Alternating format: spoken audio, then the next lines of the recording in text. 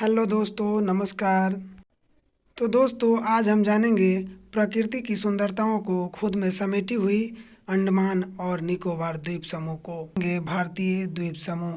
भारतीय द्वीप समूह को अध्ययन के लिए दो पार्ट में बांटकर अध्ययन किया जाता है। एक पूर्वी द्वीप समूह अर्थात जो बंगाल की खाड़ी में है उसे पूर्वी द्वीप समूह कहा जाता है, तथा दूसरा अरब सागरीय द्वीप समूह जो अरब सागर में अवस्थित है, वह उसे अरब सागरीय द्वीप समूह कहा जाता है। बंगाल की खाड़ी में द्वीपों की संख्या 204 है तथा अरब सागर में द्वीपों की संख्या 43 है। अंडमान तथा निकोबार दो अलग-अलग द्वीप समूह हैं। दोनों को मिलाने के बाद अंडमान एवं निकोबार द्वीप समूह नाम दिया गया है। अंडमान एवं निकोबार के बीच से 10 डिग्री चैनल गुजरती है, इसलिए यह इसे दो भागों में बांटती है। अंडमान एवं निकोबार द्वीप समूह का क्षेत्रफल 8,249 वर्ग किलोमीटर है तथा यहाँ की जनसंख्या 3,99,000 है। भारत की सबसे दक्षिणतम बिंदु यहीं स्थित है, जिसका नाम इंदिरा पॉइंट या पिग्मेलियन पॉइंट है, अर्थात भारत की दक्षिण दिशा में यह अंतिम छोर है, पिग्मेलियन पॉइंट या इंदिरा पॉइंट। डंकन पास या जलडमरू छोटा अंडमान एवं बड़ा अंडमान के बीच स्थित है। जलडमरू उसे बोलते हैं जो दो बड़े जल क्षेत्र को संकीर्ण मार्ग द्वारा जोड़ता है तथा उससे नौकाओं का आवागमन होता है। यहाँ पर बैरन द्वीप एक सक्रिय ज्वालामुखी है तथा नारकोंडम एक सुषुप्त अर्थात अभी तक इसमें कभी भी उद्गार नहीं हुआ है, भविष्य में उद्गार होने की संभावना है।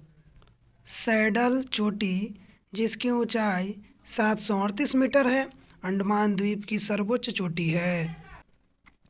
लैंडफॉल द्वीप अंडमान निकोबार द्वीप समूह का सबसे उत्तरी द्वीप है।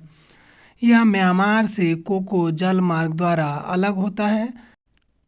मध्य अंडमान अंडमान निकोबार द्वीप समूह का सबसे बड़ा द्वीप है। दक्षिण अंडमान में इस द्वीप समूह की राजधानी पोर्ट ब्लेयर स्थित है। यह एक केंद्र शासित प्रदेश है। इस द्वीप समूह के पूरब में हिंद महासागर और पश्चिम में बंगाल की खाड़ी स्थित है। इस द्वीप समूह पर भी अंग्रेजों का शासन हुआ करता था और बाद में दूसरे विश्व युद्ध के दौरान जापान द्वारा इस पर अधिकार कर लिया गया। कुछ समय के लिए यह द्वीप नेताजी सुभाष चंद्र बोस की आज़ाद हिंद फौज के अधीन भी रहा था। बहुत कम लोगों को ही पता होगा कि देश में कहीं भी पहली बार पोर्ट ब्लेयर में ही तिरंगा फहराया गया था। यहाँ नेताजी सुभाष चंद्र बोस ने 30 दिसंबर 1943 को यूनियन जैक उतारकर तिरंगा फहराया था। इसलिए अंडमान निकोबार प्रशासन की तरफ से 30 दिसंबर को हर साल एक भव्य कार्यक्रम मनाने की शुरुआत की गई है। जनरल लोकनाथ भी यहाँ के गवर्नर रहे थे। 1947 में ब्रिटिश सरकार से मुक्ति के बाद यह भारत का केंद्र शासित प्रदेश बना। ब्रिटिश शासन द्वारा इस स्थान का उपयोग स्वाधीनता आंदोलन में दमनकारी नीतियों के तहत क्रांतिकारियों को भारत से अलग रखने के लिए किया जाता था। इसी कारण यह स्थान आंदोलनकारियों के बीच काला पानी के नाम से कुख्यात था, अर्थात अंडमान एंड निकोबार को काला पानी के नाम से लोग पुकारते थे।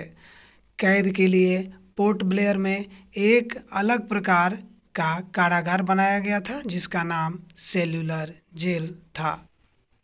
अंडमान और निकोबार में करेन, बंगाली, तमिल, तेलुगु, हिंदी, निकोबारी, मलयालम, सादरी, कुड़ुक, मुंडा और खरिया भाषा बोला जाता है और यहाँ की राजभाषा हिंदी और अंग्रेजी है। यहाँ निकोबारी, ओजे, जारवा, महान अंडमानी और शैम्पेन जनजाति निवास करती है। अगर जानकारी अच्छी लगी हो तो हमारे चैनल को सब्सक्राइब कर दीजिए ताकि आने वाली वीडियो की जानकारी आपको मिलती रहे। धन्यवाद।